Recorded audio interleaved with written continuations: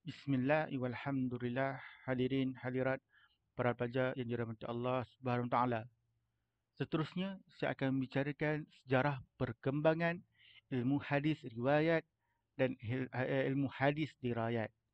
Dia ada banyak zaman, daripada zaman Rasulullah SAW, zaman sahabat, zaman tabi'in. Namun, yang paling penting kita kena memahami bagaimanakah penulisan ataupun perkembangan ilmu hadis pada zaman Rasulullah SAW. Kerana pada zaman ini menjadi perbahasan, titik tolak perbincangan menyebabkan orientalis mula meragui, cuba nak meragui umat Islam. Mereka nak mengatakan hadis ni tak ada, hadis ni tak boleh ada, hadis ni macam bagaimana boleh ditulis, siapakah penulisnya. Ada beberapa hadis yang kita akan tengok nanti bagaimana kita nak faham konteksnya. Jadi kita akan tengok yang pertama itu zaman Rasulullah sallallahu alaihi wasallam. Sebagaimana yang telah diterangkan, uh, hadis kita nak mengkaji tentang Rasulullah SAW dari segala perkataannya, perbuatannya, takrirnya, sifat baginda tadi ada dua, sifat fizikal ataupun sifat rohani. Okey. Dan ini merupakan sumber agama bagi seluruh umat Islam, kan, selain daripada Al-Quran. Kalau dahulu sahabatlah nak merujuk kepada Nabi. Kita akan tengok perbahasan ini bagaimanakah sejarah ilmunya berkembang. Okey.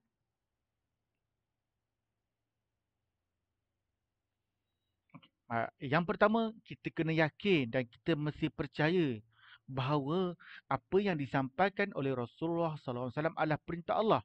Ini kita kena taat. Ini kita kena yakin. Kita ada Al-Quran, kita ada sunnah. Ini kita kena mesti. Kita kena yakin dan kita kena beriman dan tak boleh ragu. A'udzubillahi minasyaitanir rajim. Man yuti'illah, man yuti'ir rasul faqad ata'a Allah.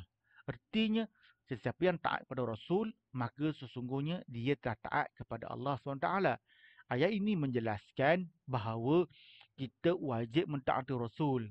Dan bila kita mentaati Rasul, maka kita ini telah mentaati Allah. Kerana itu kita akan nampak ramai golongan ini dikata tengok kita hendaklah berpegang saja pada Al-Quran.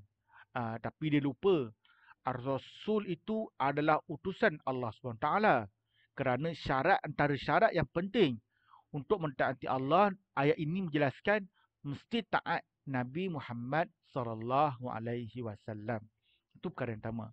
Okey, perkara yang kedua, okey, majoriti sahabat mereka ini menerima hadis secara lisan, iaitu bila Nabi membacakan kepada sahabat. Ada satu ketika Nabi baca ayat Quran. Ada setengah waktu Nabi akan baca hadis. Maksudnya hadis Nabi akan cerita ini boleh, ini tak boleh, ini dibenarkan, tak dibenarkan. Itu maksud Nabi bagi tahu secara lisan. Dan para sahabat ni buat apa? Dia menghafaznya. Menghafaznya. Oleh itu orang dahulu, orang Arab ni, mereka ni kuat hafalan dia. Kalau kita belajar dalam bahasa Arab tu, mereka ada syair-syair Arab. Mereka boleh hafal banyak syair. Beratus-ratus. Antara syair yang paling terkenal, antaranya yang saya masih ingatlah. Imru Qais disebut Tifa nabki min zikra habibin wa manzilin. Bisiktil liwa baina haumali. Saya pun tak hafal lah. Dah lama kan. Tapi itu dia punya hafal, dia punya syair tu. Mereka ni hafal. Mereka memang kuat hafal. Kalau pelajar boleh tanyalah, zaman sekarang pun ramai orang-orang Arab ni, mereka ni Allah bagi kurniaan kecerdasan akal kepada mereka. Dan paling penting para pelajar kena faham di sini iaitu masyarakat Arab ketika itu buta huruf. Dan tetapi dia punya ingatan yang kuat. Semua saya nak jelaskan di sini. Buta huruf ini banyak tafsiran. Saya mungkin dah pernah jelaskan. Tapi ada tafsiran yang lain mengatakan bahawa buta huruf ini bermaksud dia tak boleh baca teks. Orang bagi tulis A, B, C tak boleh baca. Tetapi mereka boleh bertutur. Begitu. itu butuh huruf di sana. Jadi kita tak boleh samakan butuh huruf pada zaman sekarang dengan pada zaman dahulu. Kalau zaman sekarang kalau butuh huruf, nak cakap pun tak boleh, nak baca teks pun tak boleh. Tak begitu. Itu satu perkara. Dan perkara yang kedua, kalau butuh huruf ini, uh, dia dia dia dia boleh baca, tetapi dia tak boleh nak kenal apakah perkataan tersebut. Tapi mereka boleh membaca. Macam contohnya kita ambil nenek moyang kita lah. Kalau kita ada siapa-siapa jumpa nenek moyang kita, kadang-kadang dia tak boleh membaca surat khabar bahasa Melayu pun. Tapi dia cakap bahasa Melayu elok. Dia boleh cakap dengan cucu-cucu dia elok. Itu kita nampak dia butuh huruf baca surat khabar. Tetapi dia mendengar, dia panggil lisan orang bercakap, dia dengar. Lepas tu dia boleh cakap. Itu kena faham perbezaan ah, ah, butuh huruf pada zaman dahulu yang butuh huruf pada zaman sekarang. Itu satu perkara lah. Yang terakhir, inilah hadis yang paling penting menjadi titik tolak perbahasan dalam ilmu ulum hadis. Okey. An Abi Sa'id Al-Khudri radhiyallahu anhu anna Rasulullah sallallahu alaihi wasallam. Okey, sebelum kita baca ni, saya ulang sekali lagi. An Abi Sa'id ni sampai ke sini inilah dipanggil sanad. Okey, ini dipanggil sanad. Okey. Qala Nabi sallallahu alaihi wasallam bersabda, la taktubu anni wa man kataba anni khairal Quran falyamhuhu. Falyamhuhu. Apa nak baca falyamhum boleh. Ini dipanggil matan. Okey, ni beza dah. Okey, tu kita dah faham lah. Periwayatan ni siapa? Daripada Abu Sa'id. Dia menceritakan tentang Rasulullah SAW. Ini kita nampak dua lah. Kalau kita buka hadis panjang, ada lagi berjela-jela kat sebelum ni lah. Ada lagi. Okey, dalam hadis Nabi Rawayah pula, kita nak kaji. Riwayat Muslim. Okey, riwayat Muslim ni sahih ke tak sahih? Boleh diterima ke tak boleh diterima? Siapakah perawi ni? Abu Sa'id ni siapa? Bila dia lahir? Dia ni orang yang adil ke tak adil? Kita nak tengok. Adakah hadis ini terputus sanad ke tak terputus sanad ke? Kalau matan ni ada matan ni bercanggah dengan Al-Quran ke tak bercanggah ke? Ini kita tengok panggil hadis diriwayat. Tak apa? Kita nak baca kat sini. Qala, maksud dia, janganlah kamu semua menulis daripadaku hadis. Ini orang-orang tadi nampak ni. Dia kata siapa yang menulis daripada selain Quran, maka hendaklah dia padam. Faliyamhu, maka dia padam. Hadis ini menjadi titik tolak larangan para sahabat menulis hadis. Namun demikian, nanti kita akan tengok hadis-hadis lain boleh menulis hadis.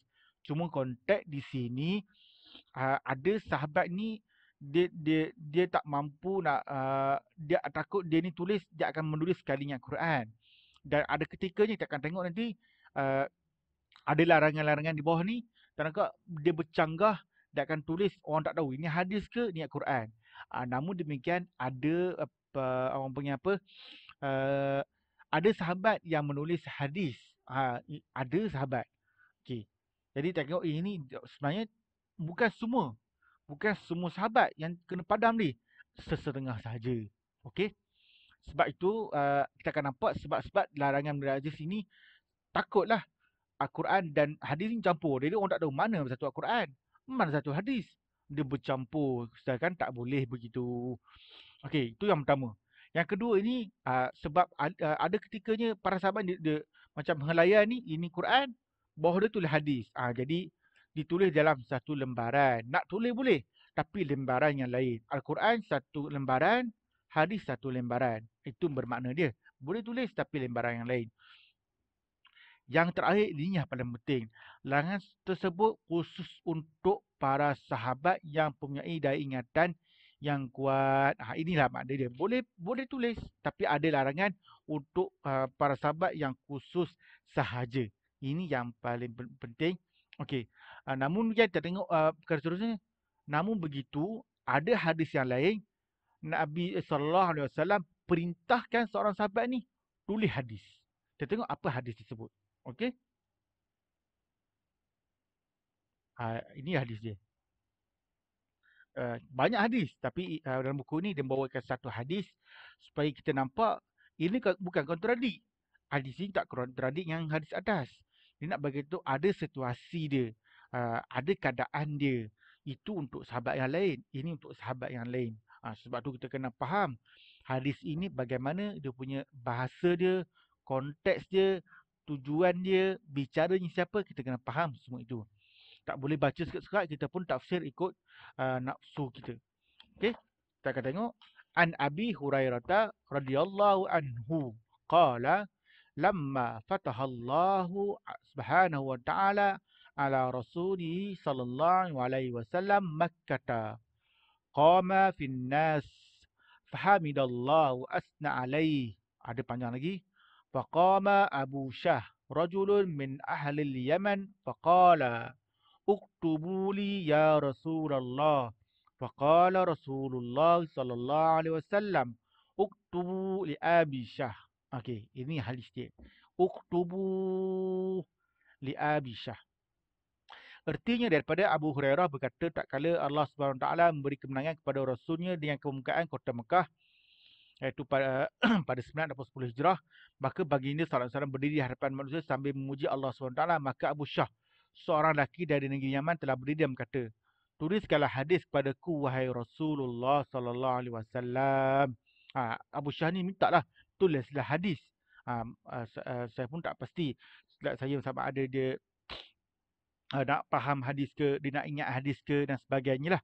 Jawab baginda, tulislah kamu, disuruh para sahabat-sahabat yang lain, tulislah hadis yang apa yang Nabi sebut ni dan bagi kepada Abi Syah ataupun Abu Syah.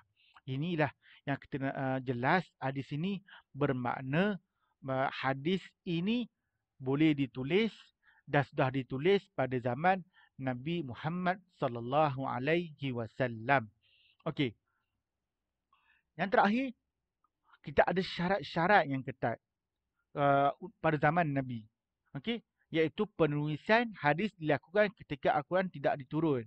Ada ketika wahyu turun, bermaksud cuma nak membezakan mana ayat Quran, mana ayat hadis. Jadi para sahabat ni dia kena tahu, dia akan tanya sahabat, ini wahyu ke? Begitu. Yang kedua, kebenaran diberikan kepada sahabat yang mudah lupa. Ada sahabat yang kuat ingatan macam kita lah.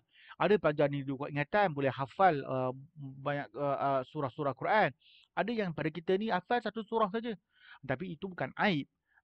Tapi apa perlu kita buat? Kita kena menulis. Gitu.